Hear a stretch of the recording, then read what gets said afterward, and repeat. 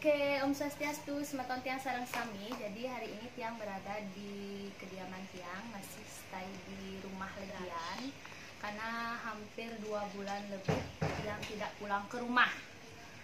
Jadi hari ini saya menyempatkan diri untuk membuat beberapa konten di sekitar rumah Tiang. Kali ini Tiang mau mewawancarai Bapak. Ini adalah Bapak Tiang. Buat kalian yang belum tahu dan kepo, siapa sih bapaknya Kucita? Selamat sore. Ini Bapak Tiang, Bapak Wayan Widana yang lebih akrab dipanggil Kakek Obis. Selamat sore.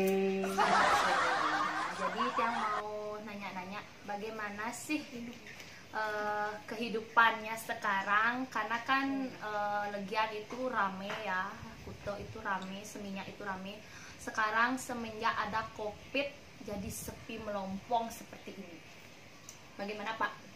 Wah, ini pertanyaan yang mengacu pada kehidupan.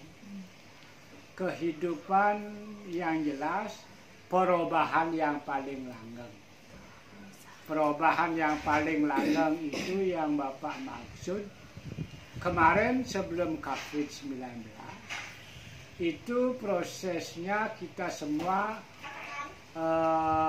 mengalami suatu kegembiraan, kalau boleh dikatakan, dan bersyukur. Sekarang pun seperti ini pun patut kita juga bersyukur. Kita bersyukur dalam artian akan ada perjalanan yang mengawali dengan begitu. Sepertinya orang tidak akan menyadari hal ini, tetapi terjadi. Terjadi inilah yang menjadi pola pikir yang akan mengacu pada yang depan. Yang jelas ini semua takdir Tuhan. Jadi pembelajaran bagi kita, untuk kita semua yang menjadikan akan apa yang kita lakukan bersama-sama untuk menjadikan hal yang jelas. Mari kita berpikir positif. Mari kita berpikir positif untuk mengacu pada proses yang terjadi, COVID yang mengacu dunia. Mengacu dunia. Dunia ini yang sudah menjadikan bagian kita semua merasakan, bukan di lokal kita di Bali, tetapi dunia. Nah kemudian, jadi apa yang harus kita lakukan? Pertama, ada hal yang patut yang perlu kita pahami, instruksi pemerintah yang itu yang mengacu pada proses protokol itulah mari kita acu bentuk daripada kita lakukan bersama-sama supaya jangan ada pelanggaran itu akan terjadi. Tentunya akan menjadi berkepanjangan COVID. Pasti. Tetapi kalau kita sadari hal memang protokolnya kita lakukan satu. Jadi mengacu pada jaga jarak. Nah, kemudian mengacu pada harus pakai masker. Begitu lagi kerumunan, hindari kerumunan. Jadi kebersihan ya tentu tangan harus dicuci. Yang sering sudah kita dengar bersama. Kalau kita ikuti tentu akan menjadikan proses, kalau memang itu yang akan menjadikan mematikan mata rantai COVID. Kalau mata rantai COVID ini sudah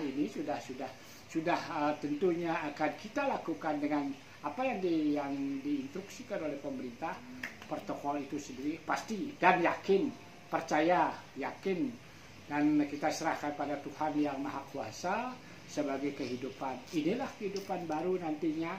Jadi yang disebut apa istilahnya itu new normal. New normal. Kalau era baru, Bali punya era baru.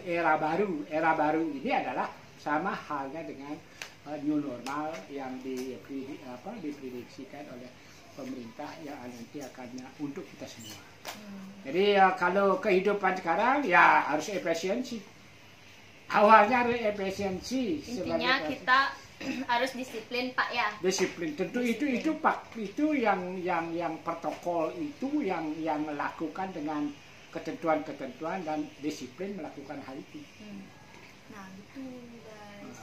Terus ya, silakan. Terus kan, nah kita kan tahu nih Bali, khususnya itu Kuta, Legian, Seminyak itu kan objek wisatanya yang Gula, ya. Kuta itu gula di sini. Kuta itu ada gula. Jadi apa namanya? Ini kan sepi banget. Nah banyak yang mengira, duh gimana dong pariwisata. Nah kita kan memang hidupnya itu Bali itu adalah pariwisatanya.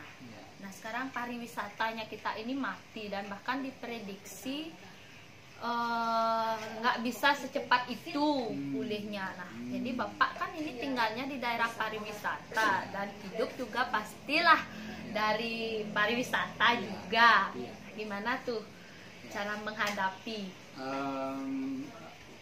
Yang jelas ada prinsip-prinsip kehidupan dan analisa atau mengacu pada apa yang akan terjadi dalam proses sekarang. Jadi mempersiapkan untuk yang akan datang. Jadi pribadi saya sehubungan dengan proses yang mati suri. Kalau boleh dikatakan sekarang mati suri. Mati suri artinya hidup ya hidup, mati ya mati. Itu tetapi kita tidak boleh larut dalam proses ini. Harus bangkit dan kebersamaan nantinya, dan ini juga perlu kita sadari hal akan memerlukan waktu. Tidak semudah membalikkan telapak tangan. Jadi sekarang seperti ini, besok harus seperti ini, tidak bisa. Jadi kalau sudah memahami hal itu, jadi kita serahkan saja pemerintah yang mempunyai suatu konsep dan kita mengikuti dengan hati yang lapang, dada, kemudian yakin dan percaya apapun mulai dan apapun itu berjalan dan tentu akan berakhir, tetapi waktunya siapapun tidak bisa memprediksi kapan. Tetapi kita sabar disayang Tuhan. Sabar disayang Tuhan. Kan dulu bom Bali aja nggak seperti ini. Iya betul. Waktu bom Bali nggak seperti ini Pak ya? Kalau bom Bali itu lokal. Kalau sekarang ini COVID-19 ini atau virus corona pandemi ini ya dunia. Beda. Jadi pemimpin negara pun rasanya mengalami suatu, boleh dikatakan resah, gelisah. Ya. Jadi kayak ada godaan yang luar biasa.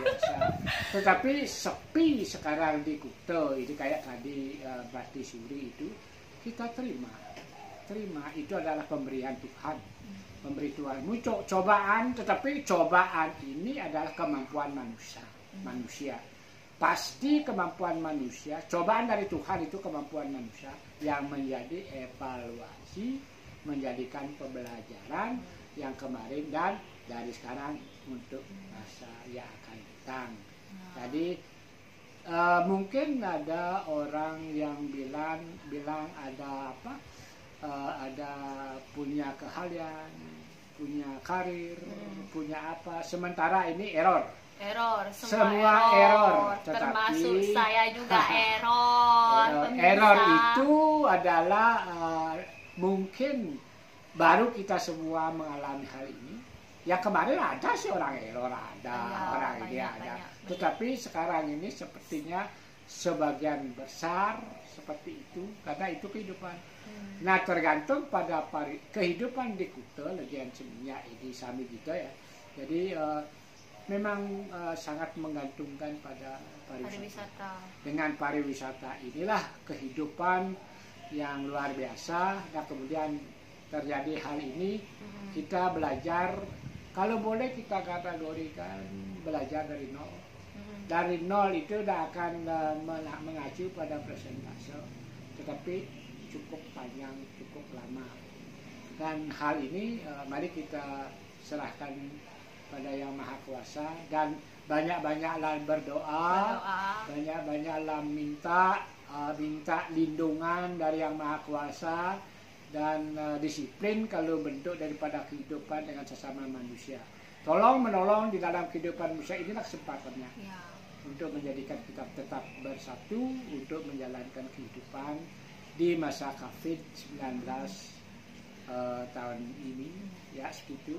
Jadi kalau sekarang tuh meskipun kita punyanya sedikit guys, jadi meskipun sedikit kita bisa juga bisa berbagi juga, karena nggak pernah tahu sampai kapan ini akan berlangsung, dan kayaknya nggak ada akhirnya, karena banyak juga berita-beritanya itu kita harus hidup berdampingan dengan COVID. Ya, pahamnya begini, kalau menurut Bapak sependapat,